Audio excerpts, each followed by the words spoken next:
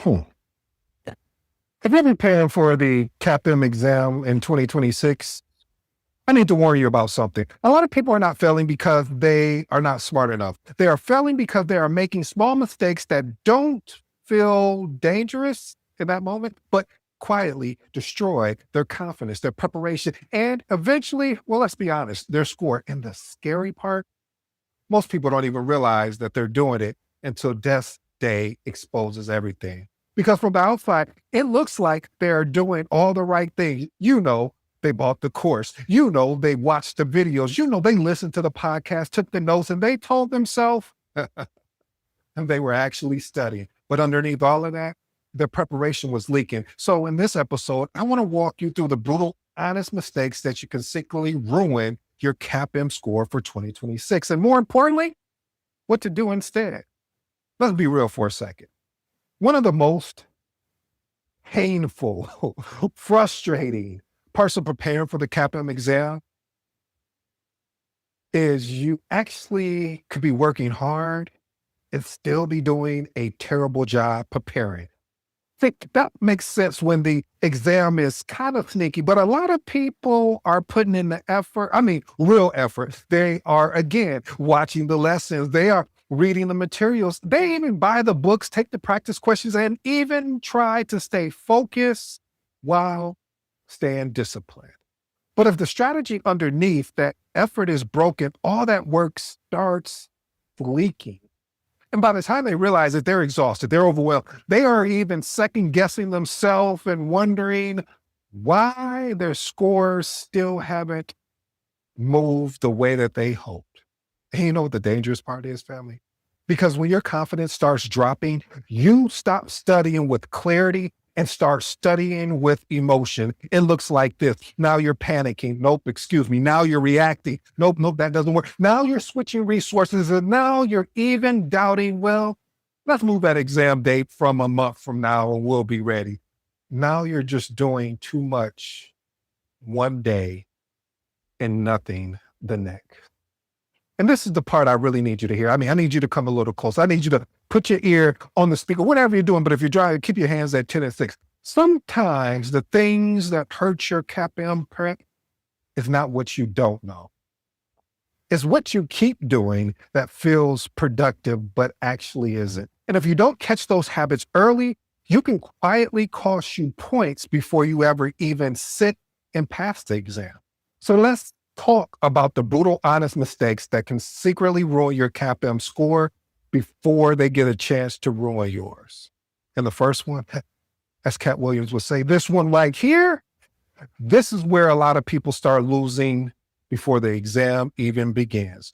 Principle number 1, don't let fear delay the date forever. Again, don't let fear delay the date forever. One of the biggest mistakes people make with the CAPM exam has nothing to do with intelligence, not even study materials, not even focus or discipline. You know what it is? It's fear. It's not loud fear, but it's obvious fear, that quiet kind, the kind that sounds like, I just need a little more time, or maybe I'll schedule it next month, or before you know it, you've been studying for months without even making real decisions. That is actually dangerous because at some point, preparation stops being preparation. It starts becoming avoidance. Some people are not underprepared. They're just scared to commit. Why is this important? Because if you never put a real date on the exam, your studying can drift forever. When your preparation has no real deadline, your urgency disappears. Your focus gets weaker. Your confidence starts leaking because you never force yourself to rise to a real standard. Here's some actionable tips I'd love for you to experiment with. Set a realistic exam date and build your study plan backwards from that date. Next one, ask yourself honestly, do I need more preparation or do I need more courage? I like that, family. See, a lot of people are waiting to feel ready before they schedule the CAPM, and that's a little bit backwards. Sometimes that date is what forces you to finally take your preparation extremely serious. And once you finally decide to stop delaying the exam, the next mistake can quietly make that journey harder than it needs to be. Principle number 2, don't go through it alone. A lot of people preparing for the CAPM make this they make this mistake that I'm still trying to wrap my hands around. And I get it. I get it. You're trying to save some money. I get it. But would you rather save some money or would you rather pass the exam? I mean, I'll let you think about that. But they make it harder because they're trying to do everything alone. Can you pass using cheap courses and stack notes? Sure. Some people even do it. But there's a big difference between getting information and being guided. Because when you are by yourself, there's nobody there to sharpen your thinking, correct your blind spots, explain why you keep missing that certain type of question, or hold you accountable for when your energy drops. That's why some people stay busy for months, but still unclear. Why is this important? See, the CAPM is already challenging enough. Trying to decode the exam, fix your study habits, and build confidence all by yourself creates unnecessary confusion and wasted time. Experiment with these actionable tips. Find a coach, a trainer, even a study group. Okay, you don't like none of those. Find an accountability partner who can help you stay clear and consistent. Next one. If you are using a self-paced course, pair it with a live review discussion or some type of active feedback somewhere. Here's my professional advice. Information can get you started, but support helps you move faster, think clearer and better, and stay in the fight when the journey gets frustrating. And I promise you, it will get frustrating. And once people try to figure everything out on their own, they usually fall right into this next trap. Principle number 3, don't keep switching study resources every time you feel insecure. I will say that again. Don't keep switching study resources every time you feel insecure. This one, this is one of those that will creep up on you at night. I call it the silent killer because a lot of people don't have a study problem. They have a resource hopping problem. The moment they feel confused or uncertain, they go looking for a new fix, a new course, a new app, a new YouTube channel, a new podcast, a new quiz bank, a new best strategy. And now, instead of learning deeply, they are constantly restarting. That is not progress, family. That is panic disguised as productivity. Why is this important? Because every time you keep switching resources, you break your rhythm, you interrupt your retention, and you create more or even more confusion than you ever had before. Experiment with these actual tips. Pick one main learning resource, one main practice source. Then stay consistent long enough to actually benefit from them. Next one. Only use extra resources to strengthen weak areas, not to replace your whole study plan every time you feel uncertain. Here's my professional advice. A lot of people don't need more information. They need to trust the plan they've already have long enough to let it work. And even if you do stay with the right study plan, there's another mistake that could, it will ruin your progress. Principle number 4, don't study tired and pretend it counted. Okay, I'm about to testify. I've done this. This is why I can speak to it intelligently. I can speak to it transparently because I told myself, yeah, I'm tired, but I'm going to sit here for an hour and I'm going to study. But I'm going to be honest with you, I didn't retain anything. Matter of fact, let me just be blunt. A lot of people are studying when they are mentally unavailable. They're exhausted. They're distracted. They are burnt out, half listening, half reading, taking notes while their brain checked out probably 10 to 20 minutes ago. Then they tell themselves, I studied for 3 hours. You did not study for 3 hours. You sat there for 3 hours. That is not the same thing. If your brain is already gone, your ability to absorb, connect, and recall information becomes harder. Why is that important? Because poor quality study time creates a false sense of progress, and a false sense of progress is dangerous because it makes you think you're moving forward when your retention is barely moving at all. Experiment with these actionable tips. Study during the part of the day when your brain is naturally more alert and focused. Next one. If you're mentally already checked out, switch to a light review instead of pretending you are doing deep learning. And here's my professional advice. Not every study session is worth the same. One focus hour could be 3 distracted ones every single time, hands down.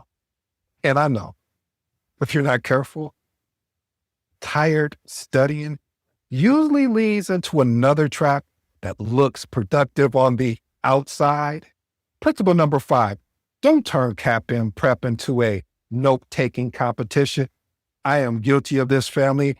Anytime I'm practicing for one of these PMI exams, I have to learn this. Like, I turn it into a note-taking competition. Okay, you don't mind if I be transparent and honest with you. Because, see, some people, they have these beautiful notes. You know the beautiful notes. They are detailed notes. Oh, they're even color-coded notes, perfectly organized, and still freeze when they see the question. That's the problem. Because taking notes can feel like learning without actually forcing you to prove you're understanding anything. You can copy a definition. And you know what? You can highlight a framework. You can even rewrite a whole chapter. But none of it automatically means you can recall it under pressure or use it when the question gets tricky. Why is that important? Because the CAPM is not grading how well you document your study. It is testing whether you think clearly, recall accurately, and make good decisions under pressure. Experiment with these actual tips. After taking notes, close the notebook and explain the concept out loud in your own words. Next one, turn your notes into questions, flash prompts, or even mini series, or I should say mini scenarios, instead of just rereading them. Here's my professional advice, family. If your notes are stronger than your recall, you are not as prepared as you think. And when people realize their notes are not carrying them the way they hope, this next mistake usually shows up. Principle number 6, don't let low practice scores start a mental breakdown.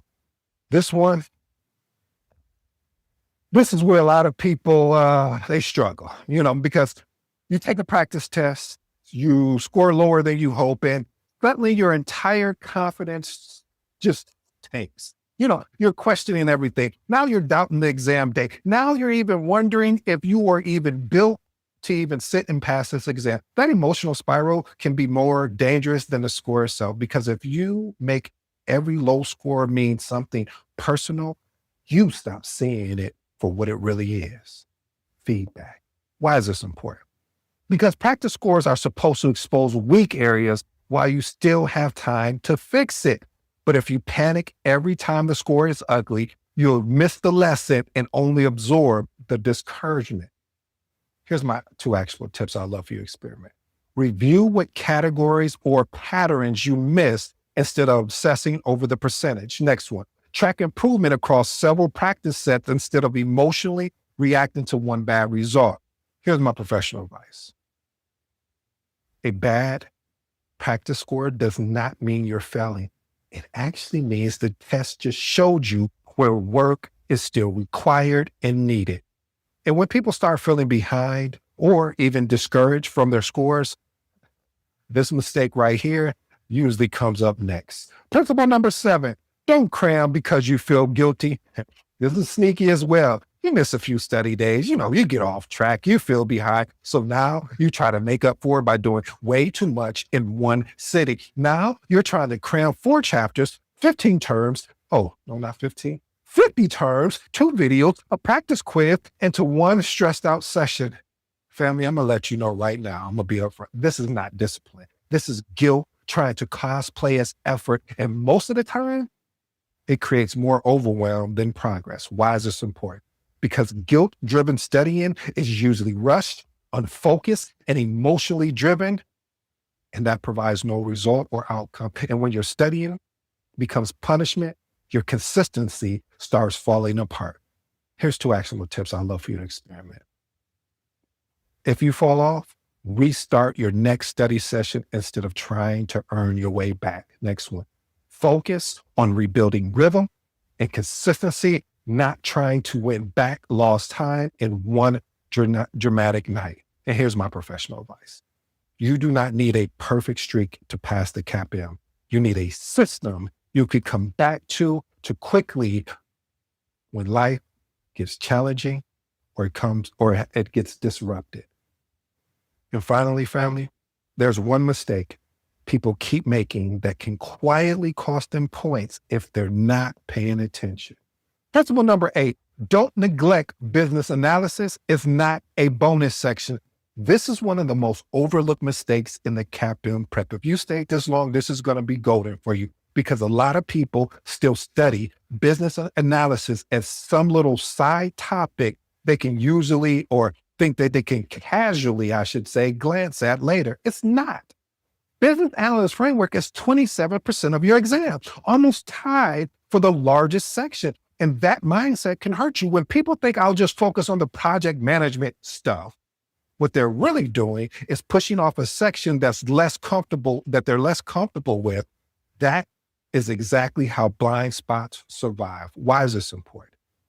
If you neglect business analysis, you're leaving part of your preparation exposed, and exposed weak areas are exactly what show up on the exam day when you least want them to. Experiment with these actual tips. Treat business analysts like a required domain, not an optional side topic. Next one, spend extra time understanding how BA concepts connect to decision-making, requirements, stakeholders, and of course, solution clarity. Here's my professional advice. A lot of people don't fail because they ignore everything. They fail because they ignore the part that they hope wouldn't matter that much. And when you put this all together, what you start realizing is that you are really starting to understand this content. See, here's the truth, family. What secretly ruins a lot of CAPM scores is not a lack of intelligence. It's just usually a small collection of small mistakes that don't feel dangerous while you're making them. What does those mistakes look like? Delaying the date, trying to do it alone, switching resources every time you feel uncertain, studying tired, mistaking notes for mastery, panicking over low scores, cramming from guilt, or most importantly, ignoring weak areas like the business analysis. That's how people quietly sabotage themselves. And the truth is, a lot of people preparing for the CAPM are actually closer than they think. But being close is not enough. You have to clean up those habits that are draining your confidence, your clarity, your focus, and most of all, your consistency. Because passing this exam is not just about working hard. It's about working honestly, and honestly enough to admit where you're weak, honestly enough to stop doing what is not helping, honestly enough to commit and move with actual intentions. And if you do that, if you stay consistent, if you stay disciplined, you stop getting in your own way, you prepare with more clarity than emotion, you absolutely have an opportunity to sit and pass this exam. Not because it's easy, not because it was the right structure or because you did something amazing. No, it's because you had the right mindset. It's because you had the right focus, the right discipline, the right decision to say, I made a commitment, not an interest, to actually sit and pass this exam. Is it possible? Yes. And if you're getting ready for the CAPM in 2026, I ask of you, don't let these small, quiet mistakes secretly cost you the results you've been working for. If this resonated with you, send this to a project manager that is looking, or project coordinator or BA that's looking to sit and pass the CAPM exam. For those ready to build confidence, judgment, and leadership depth over time, you'll find my mentorship and coaching link in the description. I go by the name of ED. For all you smart and intelligent folks out there, that just simply means Ed. Until next time.